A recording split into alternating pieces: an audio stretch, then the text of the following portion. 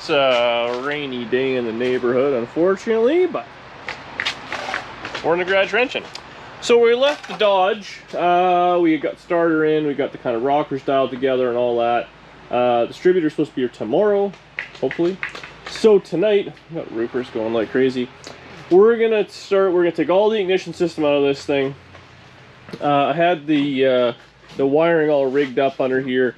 It needs to be all properly gone through. I want everything fused, relayed, and run through the key. So we'll do that a little bit. We'll get everything cleaned up in here. We'll finish taking out the rest of the door bar. And we gotta take the other side out as well. We can clean it all up. I also have a ratchet shifter, the classic TCI one I put in everything. So I want to put that in as well. Probably might as well do that tonight if I have enough time. And then we should be able to have everything rolled over, ready to go, and ready to stab the distributor in. That's the plan anyways.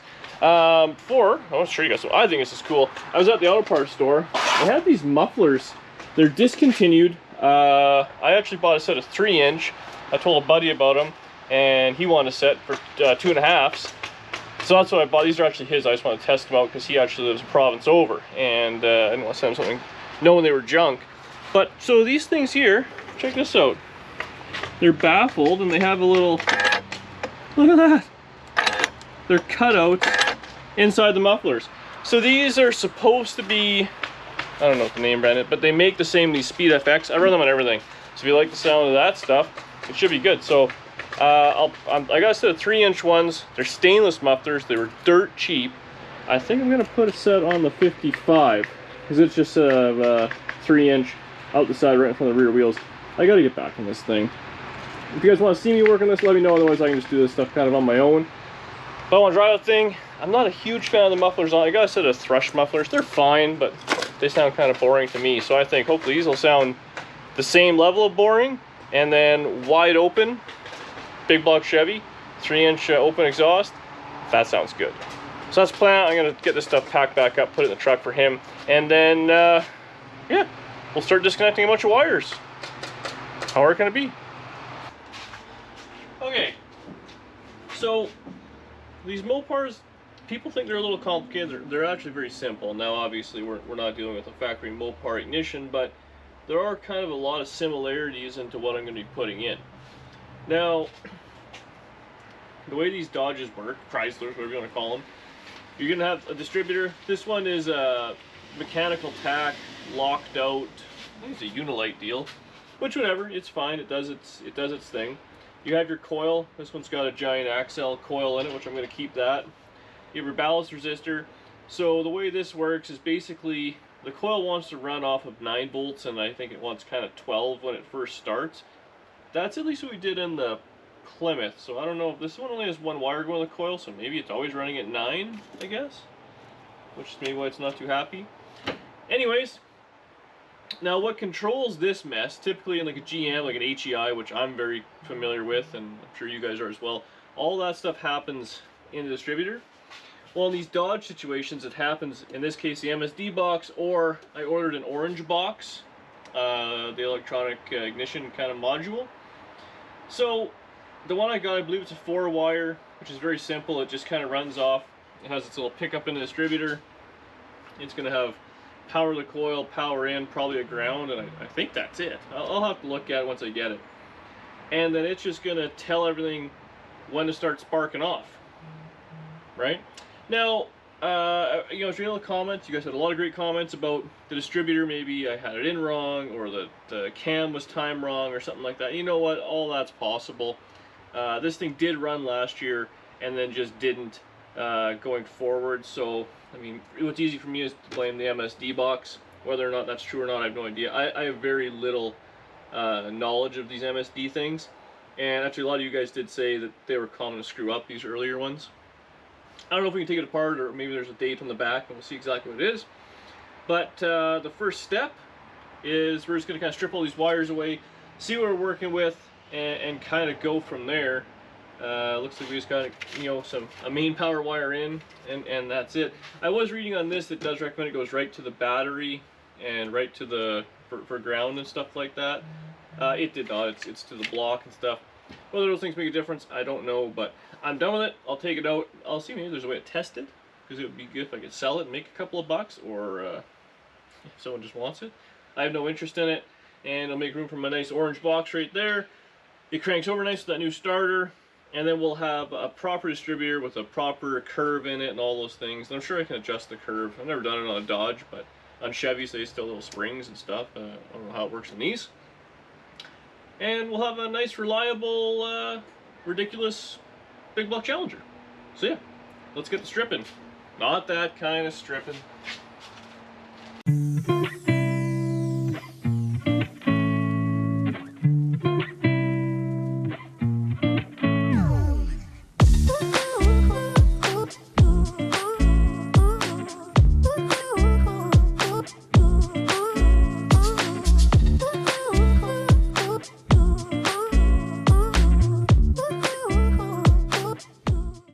Well, look at this monstrosity. So, right off the bat, the main power wire that's supposed to feed the coil, and I read the MSD box wants its own power is teed off, or whatever you want to call it. So that goes up into this gong show, which no, it ties into the main, where'd it go?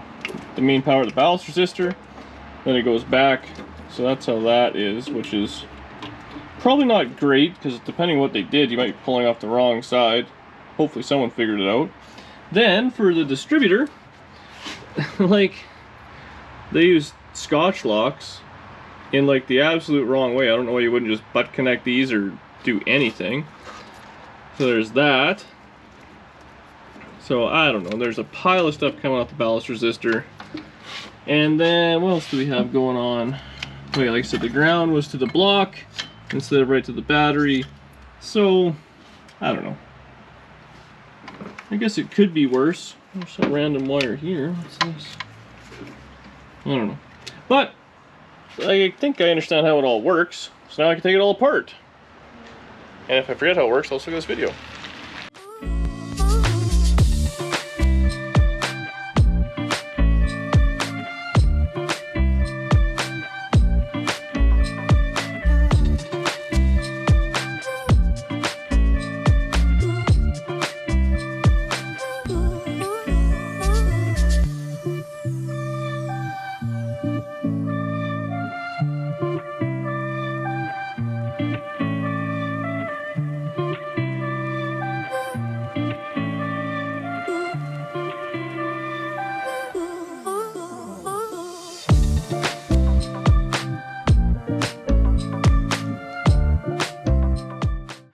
Well, there was wires in this mess, which I've tossed over there, that were not even hooked up to anything. They had power to them, but they were going nowhere. So, fantastic.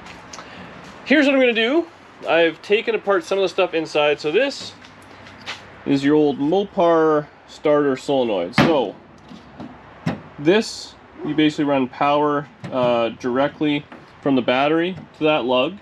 Then I've jumpered this. But this lug right here will also go on there, and this is what powers the fuse block inside the car. Now, so the problem with this car, you got to kind of picture in your head, it's two separate wiring systems together, and I'm going to amalgamate them or eliminate a lot of it. So it was a race car, so it had no headlights, no taillights, no turn signals, no wiper motor, no blower fan, nothing.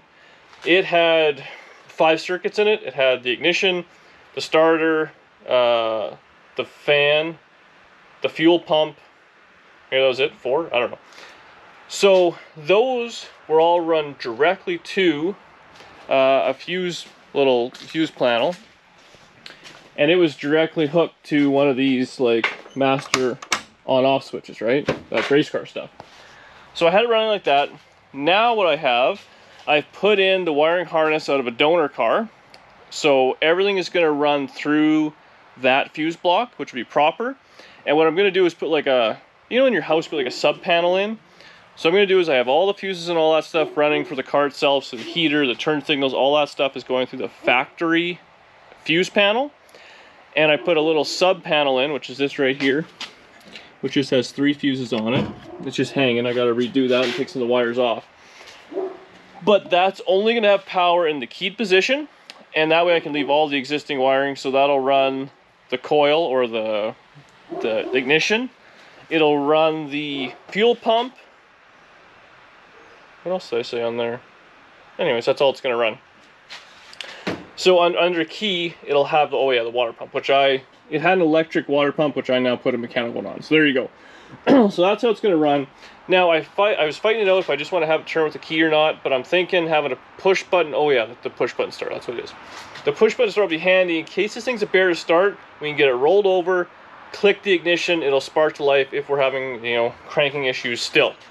So everything is going to be fused. The only thing that won't have a fuse will be the one cable, which will probably just take this one because that's what was powering everything, right to there. And that's it. And even that, I could put a giant fuse in the middle if I wanted to. So it'll all be legit and good. I'm just going to screw this right here because that's where this wire is. It makes my life easy, just like that.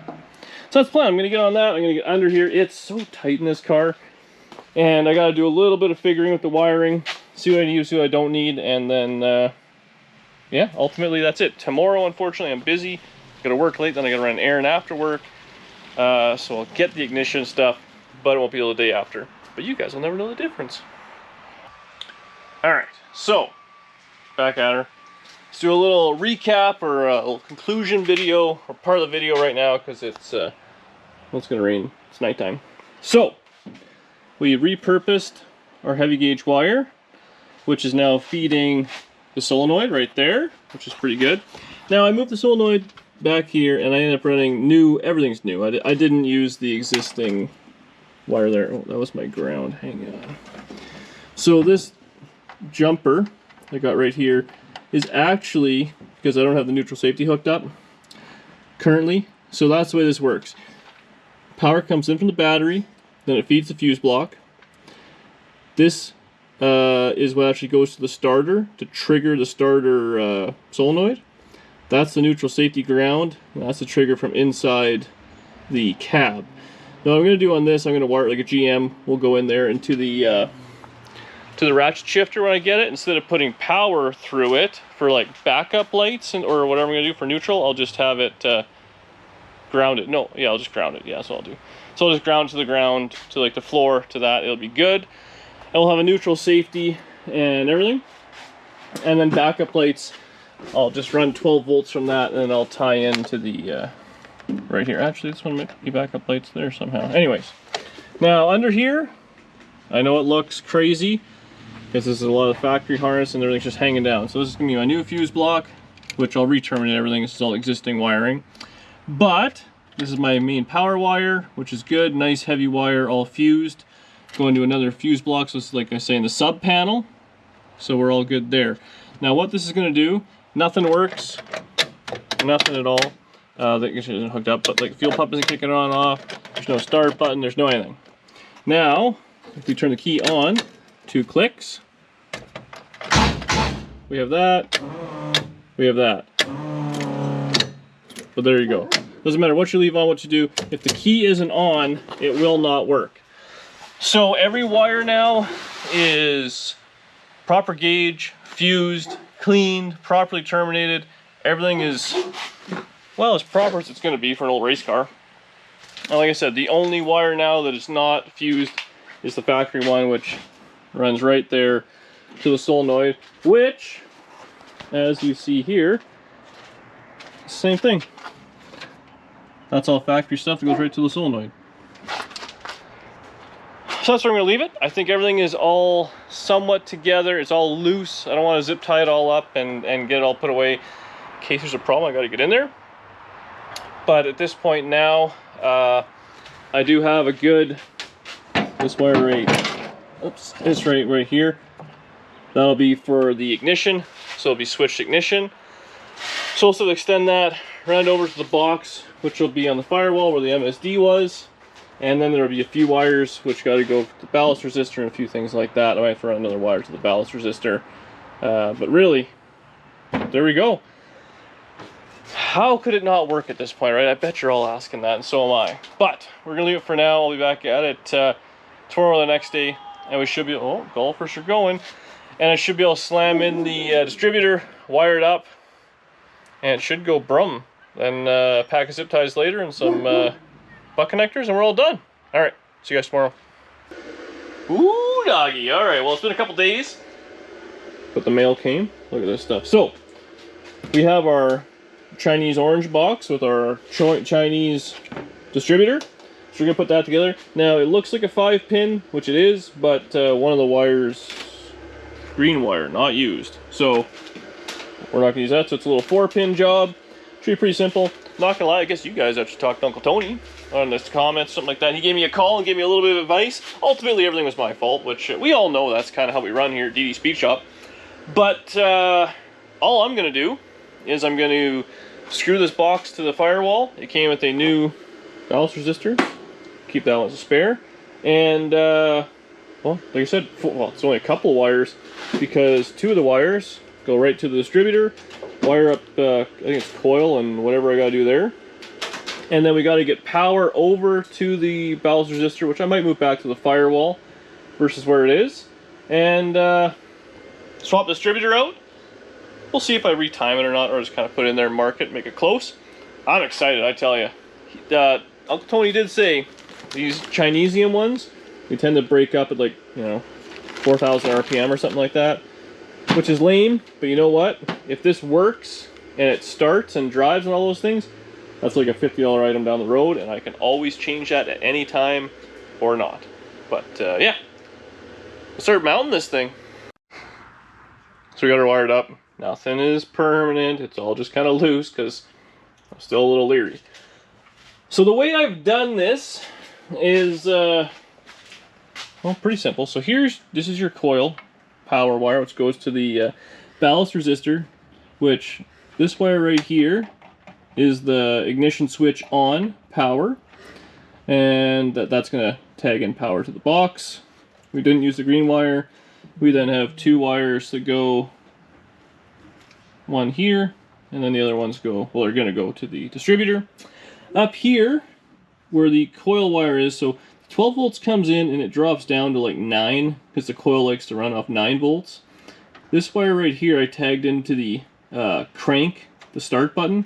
So what's going to happen is it'll get a full 12 on crank. That'll kill the power when you're not cranking, and it runs on 9. So that's how it's going to do it. So now the way I have it wired, I currently cannot have the motor turning over and then flick the ignition on. Which, I know race cars do that. I can't imagine. I don't want that. It just seems ridiculous. So this way it'll work that way. The next step is the distributor. Now, I just kind of marked the rotor spacing, basically. The alternator right there. Now these things, I mean, they only fit in one way. Well, they fit in 2 ways. 180 degrees each way, and that's it. Because the actual gear that meshes with the camshaft is inside the block, and then this fits inside the gear. So at this point now, we've marked it. We should be able to kind of slide that out, slide the new one in. As long as the rotor is facing the same way, it'll slide in. It's just like a flathead screwdriver. It's in. We're done. Then we just have to simply switch the plug wires to the new cap, plug the new distributor in, and in theory, it should go vroom vroom, or crank crank vroom. So I'm going to mess with the distributor a little bit. We'll get her in, and then light this candle. Okay, well, struggling. So I was filming lots, and I think I'm going to throw it all out in the garbage here and kind of show you the problem is. So I got no spark. Now, for this part of the test, the firing order and all those things is completely irrelevant. I've checked all that. That was all fine. Now, you can see I got even a separate coil on here. Everything is kind of at this point hot wired. So this is where I guess, either need advice from you guys. I'm at the point now where I think I have a bunk box here.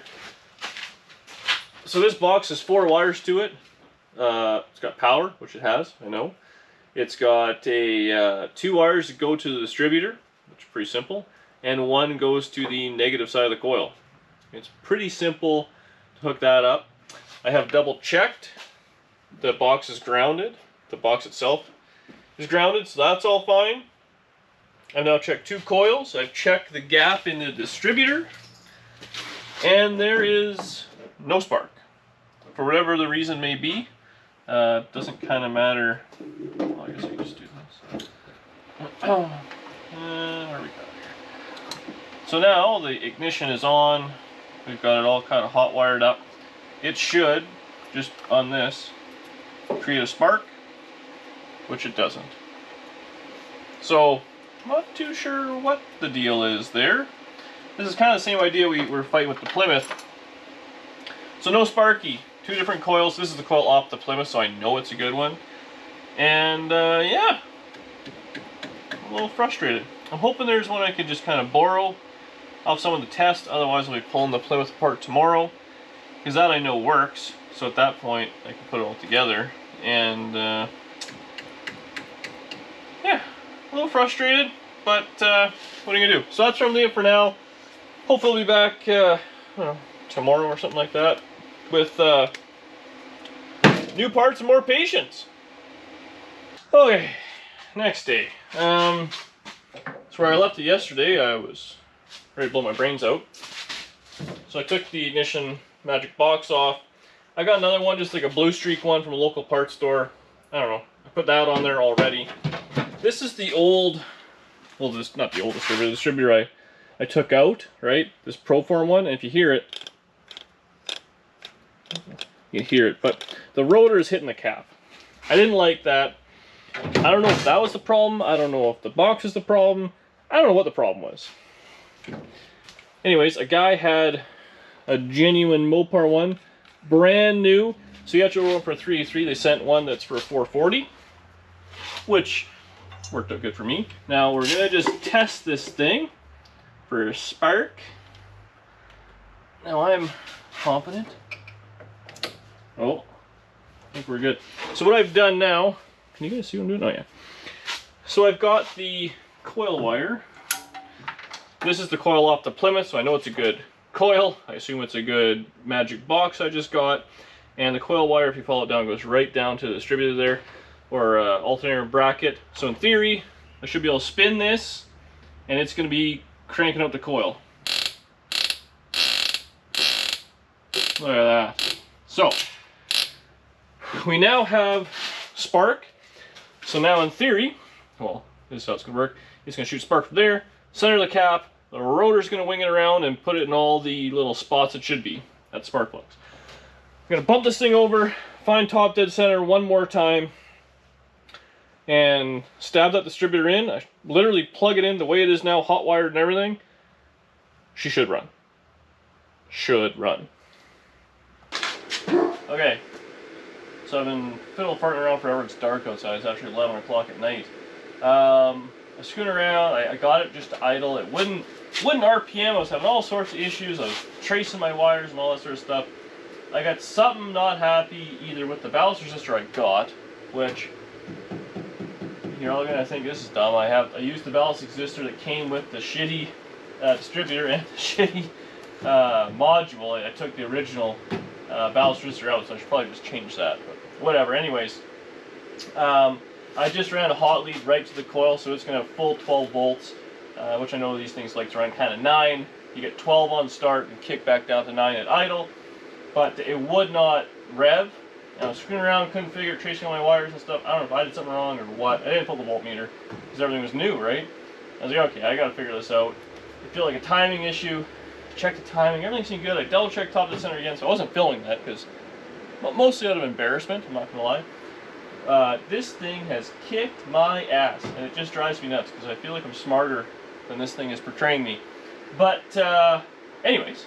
We got the lead hooked up to the coil for hot wire. We got the timing gun and all that stuff out, and I just have a push button start. So I should be able to start in front of the hood and then just sync the battery. So, you ready for this?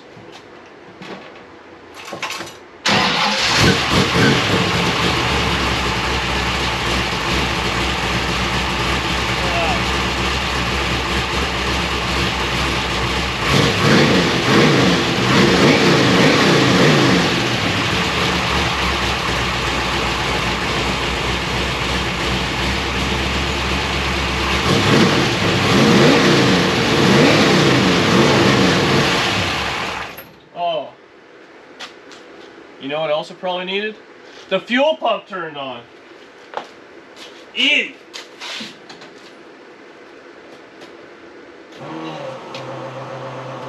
Watch it run now.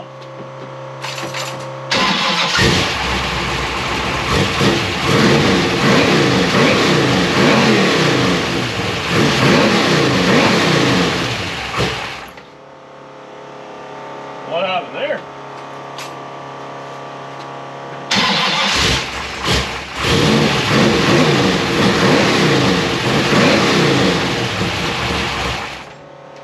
There we go. It works. Works enough. So now, I gotta go through the transmission and make sure it has fluid in it. I haven't done any of that. I gotta make sure that that kick down or whatever it is, linkage, it's not hooked up at all on the transmission. I did hook up this other coil because I wasn't really trusting. Oh, we got an oil leak. That's awesome. Gaskets, what the deal is there? I got to put the other coil back on. I've this Excel or Axel, how do you say it? Hook that back up, make sure that's good. But now, distributor good, magic box good, that coil good, my wiring, meh. So we'll screw around with the ballast resistor tomorrow. That's where I'm in this video. She runs. I'm stoked. It cranks over nice and easy. So the process of elimination, either I had this thing so ass backwards before that it wasn't one to run, or, and I'm convinced, that magic MSD box was not happy. I think there was some sort of short inside. Maybe I'll take it all apart and just smash it apart with anger and a hammer, because it just, the second you kick the ignition on, it would kill everything. And now it cranks over no problem. So, problem solved, problem fixed-ish, and I'm happy. But that's it. Thanks for being along for the ride there, guys. You guys have been awesome. All the positive comments and advice and whatnot, I really do appreciate it. I know I'm not the brightest guy, but one of these days I'll figure out this Dodge ignition system. Alright, that's it for now. I'm actually going to start tomorrow. I think I'm going to drop the fuel tank, and I want to weld in the trunk floor a little bit, get a few little things like that. We'll get the thing up the air, like I said, I got to get the transmission dialed and all that, and we should be able to take this thing for a test drive. I've taken this thing around the block once, and that was it. I know it has first gear. I don't even know if it has second or third. I gotta put that ratchet shifter in there. There's a lot left. So probably got a couple more videos before we're actually driving this thing. But what a weight off my shoulders. All right. Thanks for watching. See you guys later.